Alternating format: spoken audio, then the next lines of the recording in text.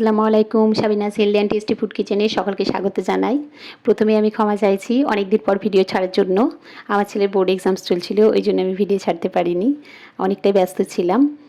আর আজ আমি রেসিপি নিয়ে এসেছি চিকেন মালাইকারি। খুব সহজে বাড়িতে আমি চিকেন মালাইকারি বানাবো, আর সেই রেসিপিটাই আপনাদের সাথে আমি শেয়ার করব।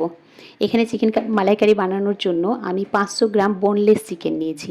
তাতে সামান্য লবণ, 1 চামচ হলুদ গুঁড়ো,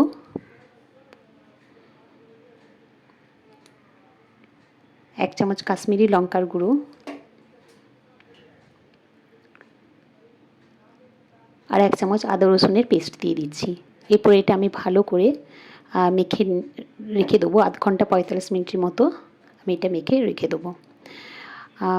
আপনারা নিশ্চয়ই জানেন যে আগের মাসে আমাদের রমজান মাস চলছিল, তারপর আমার ছেলের বোর্ড পরীক্ষা ছিল। আমি ওই কারণে খুবই ব্যস্ত ছিলাম আর ভিডিও করার সময় পাইনি।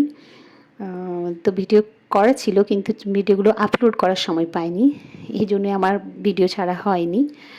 আর এই কারণে অনেক দিন পরে আমি ভিডিওটা আপলোড করছি। আশা করছি আপনাদের ভালো লাগবে। এখানে গ্যাসের উপরে একটা কড়াই গরম করে নিয়েছি আমি, আর এতে বেশ খানিকটা বাটার দিয়ে দিচ্ছি, কারণ আমি বাটার দিয়ে কিন্তু এগুলো হালকা হাতে ফ্রাই করে নেবো। একটু বেশি পরিমাণে বাটার দিতে হবে। বাটার দিয়ে রান্না করার চেষ্টা করবেন, কারণ বাটার দিয়ে মালাইকারিটা খেতে বেশি ভালো হয়।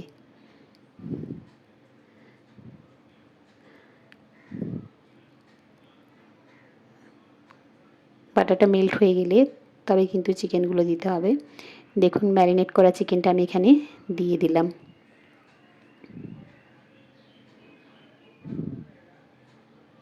যে সমস্ত দর্শক বন্ধুরা আমার পাশে ছিলেন, আশা করছি অবশ্যই আমার পাশে থাকবেন, কারণ আমি অনেক দিন পর ভিডিও ছাড়ছি। দয়া করে আমায় ভুলে যাবেন না, আমার ভিডিওটা অবশ্যই দেখবেন এবং আমার কমেন্ট বক্সে জানাবেন কীরকম হয়েছে। এটা আমি বেশ খানিকক্ষণ এইভাবে ভেজে নেব। আর গ্যাসের ফ্লেমটা মিডিয়াম রাখতে হবে, খুব বাড়ানো চলবে না, তাহলে কি হবে, এগুলো পুড়ে যেতে পারে।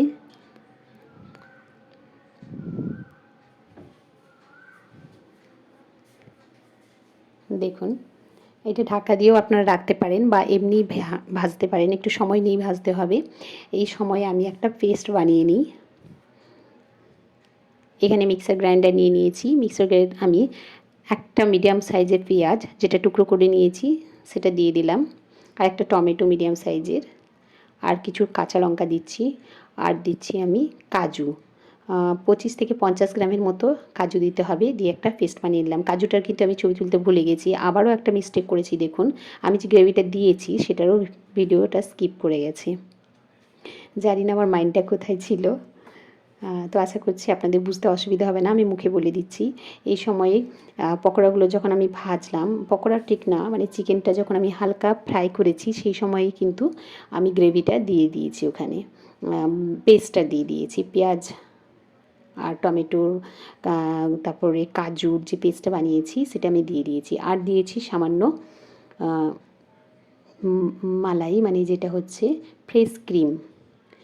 ফ্রেশ ক্রিম এটা বাজারে কিন্তু অনায়াসে কিনতে পাওয়া যায়, আমি আমুলেরই ফ্রেশ ক্রিমটা দিয়েছি, যে কোনো গ্রোসারির দোকানে পাওয়া যায়। এটা দিয়ে বেশ খানিকক্ষণ নাড়াচাড়া করেই কিন্তু নামিয়ে নিতে হবে।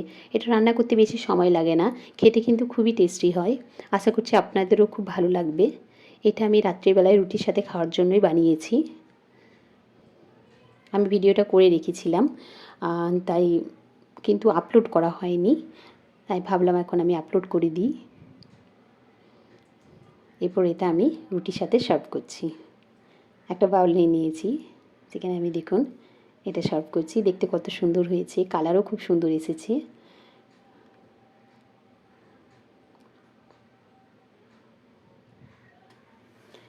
রুটির সাথে, ভাতের সাথেও কিন্তু খাওয়া যায়, রাইসের সাথেও খুব ভালো লাগে, ফ্রায়েড রাইসের সাথেও কিন্তু দারুণ লাগে চিকেন মালাইকারি।